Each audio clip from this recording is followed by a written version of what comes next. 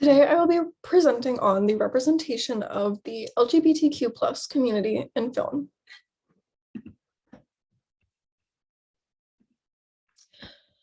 My thesis is based on a quote from my first article that says, "There is no such thing as being both homosexual and Black at the same time without experiencing some form of discrimination."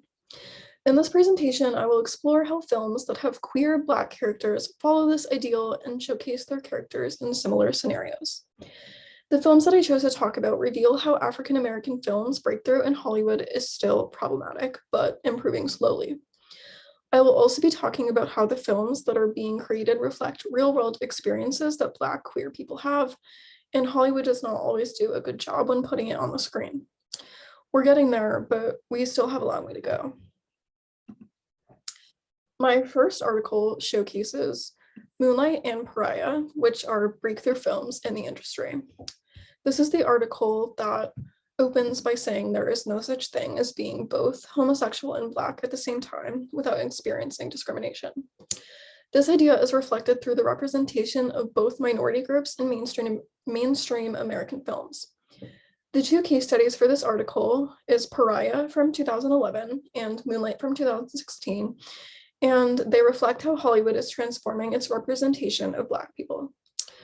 Though it is quite a breakthrough for Hollywood to have an all-Black cast in films that portray issues concerning the LGBTQ, there are very little scholarly articles that talk about racial and gender representation in the two films.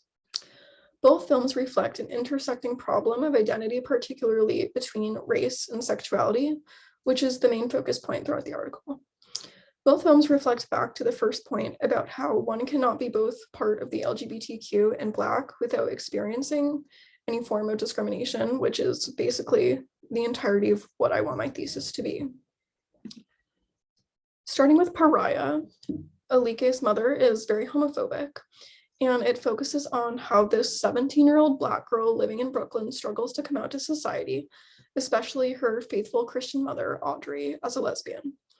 Roach argues that the bad Black mother stereotype has become the barometers of Black ideological and has become a trope in popular films. The character Audrey is a homophobic maternal figure who is portrayed as hardworking, strict, religious, and overprotective of her daughters. This ties back to the bad Black mother trope and is an emerging archetype in the contemporary Black LGBTQ coming out narrative. The film's narratives display how the LGBTQ character runs away from the maternal figure in order to gain sexual liberation. This shows the notion that it is difficult to achieve this type of freedom in the Black community. An example of Audrey's homophobia is because Alike's best friend, Laura, is presumably part of the lesbian community. She assumes this is affecting her daughter's sexuality, so Audrey introduces Alike to Bina to make sure she spends less time with Laura. Audrey's use of homophobic and misogynistic slurs reflect her heteronormative beliefs as she uses these terms to address Alike and Laura. On top of this, Audrey also beats Alike right after she comes out and tries to get rid of her appearance as a tomboy. Since Pariah is a semi-autobiographical film, the film may portray the reality in Black middle-class and religious families. However, as a popular form of media, as the film continues to display homophobic Black maternal figures, it could create a certain perspective towards this found archetype that may threaten Black sexuality freedom. Next, in Moonlight follows the identity discovery journey of Sharon. The film is pieced into 3 parts, labeled Little, Sharon, and Black, as each part tells the story of Sharon's life from childhood through adulthood, where he finally embraces his true identity, including his sexuality as a gay man. Lesbian and gay are often portrayed as hostile and effeminate in mainstream media, and Raffanti and Diamond's analysis shows that the main character in Moonlight confirms these stereotypes. An example of this happens when Sharon's bullies point out his outfit, specifically the tightness of his jeans, referring to how he is different from the other boys in the neighborhood. This represents that the other boys conform to a patriarchal ideology that men aren't supposed to wear tight clothes. Terrell and Pizzo mock Sharon and his tight jeans shows the stereotype of effeminate gay. Wearing tight clothes for males is still seen as uncommon and does not follow the male dress code for some people. Because Sharon can't fully carry out his male persona, he is socially punished by the bullies that always mock him. Next, I will be talking about Stonewall the film, which was a film that is supposed to showcase the Stonewall riots. In 2015, the trailer for the film Stonewall was released, and it tracks the journey of Danny to New York, where he ultimately ends up acting as one of the leading figures in the Stonewall riots. While the film exaggerates real events, Danny is an entirely fictional protagonist who is blonde, white, and cisgender. Rather than focusing on Black, Asian, and minority ethnic trans icons like Marsha P. Johnson, here in the bottom right, Sylvia Rivera, or Stormé de Larverie, the lesbian women the spark of the riot is usually credited to, the film gave Danny an essential role in the rebellion, and we even see him throw the famed first brick of the riots while Latinx and Black queer people yelled in admiration. Upon seeing the trailer, the reaction of many queer viewers was quick. A petition to boycott the film was initiated and soon accumulated 20,000 signatures. When made aware of the boycott, the director, Roland Emmerich, responded saying, "You have to understand one thing. I didn't make this movie only for gay people. I made it also for straight people." I kind of found out in the testing process that actually for straight people, Danny is a very easy in. Danny's very straight acting. He gets mistreated because of that. Straight audiences can feel for him. In the end, this focus on a white, straight acting protagonist did not end up endearing Stonewall to audiences, with the film earning less than $200,000 in the box office and being met with near unanimous critical disapproval and a Rotten Tomatoes score of 9%. It is also worth noting here that many reviewers criticized precisely the film's historical inaccuracy, thus raising the question of whether such criticism would have been readily apparent to the average had the boycott not happened.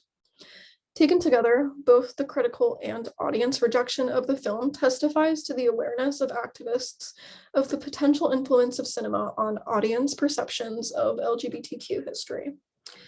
In this sense, the boycott that marked Stonewall's release illuminates precisely the issues which lie at its core.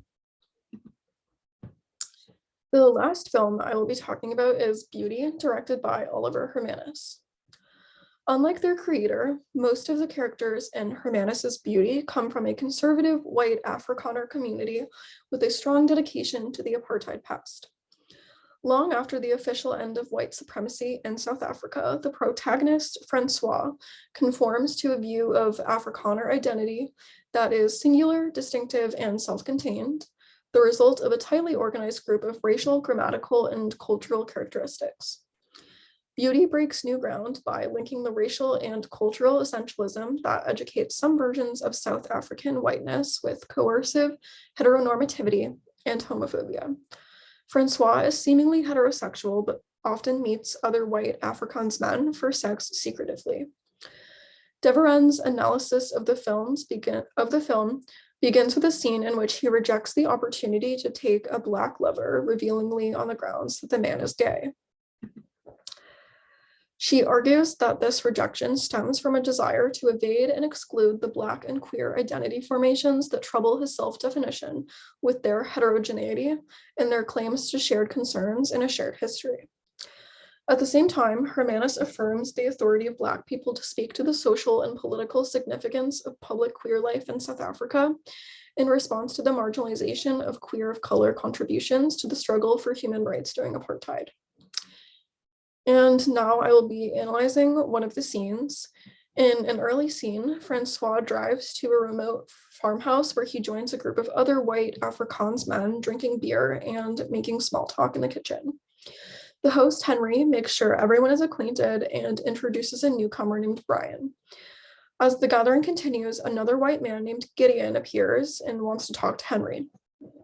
Behind Gideon is a young, attractive Black man to whom all of the men begin to stare at. Gideon tells him to wait in the car, appealing to the others to trust that his friend is all right and not from around here. One of the men objects, saying, "You can't bring him here," and Francois chimes in by pointing out his appearance and claiming that they are not, and then uses a derogatory term. Henry moves Gideon towards the door, insisting that there are no gay or Black people allowed inside. A heated conversation can then be heard, which transitions to a shot outside of the farmhouse. Hermanus then cuts harshly back to the interior, where Brian, from before, who was introduced by Henry, is performing oral sex on Francois, and nearby, another white male couple is having sex. The scene establishes a collective context for Francois's racist and homophobic habits of recoil and disapproval. The rejection of a Black gay man because he is gay by those who secretly meet with other men for sex brings attention to a wide lack of coherence that characterizes white Afrikaner identity in South Africa. And my final thoughts on beauty. As Francois and the others revoke their kinship with Black gay men, Hermanus also portrays the effects of the racialization and queerness under white supremacy, suggesting that being Black and queer have been produced as interrelated identities in South Africa. Although the film's Black gay characters are soon removed from view, their disruption in Francois' world troubles its superficial coherence, and at the same time insisting on the importance of queer of color cultures and critiques in the creative destruction of racial and sexual identities in a post-apartheid society. And to conclude, these films strongly showcase how someone who is Black and queer simultaneously will almost always, in one way or another, face a form of discrimination. I believe that this is true beyond the screen, and it had to have a motivation from somewhere. And Hollywood is just scratching the surface of accurately portraying this. There are so many films that give this issue a strong, loud voice, but we still have such a long journey ahead. There are so many ways in which this topic can be made into a film, and most of the time it is underrepresented. And I personally can only hope that films like these, especially the good ones, continue to be brought into the world.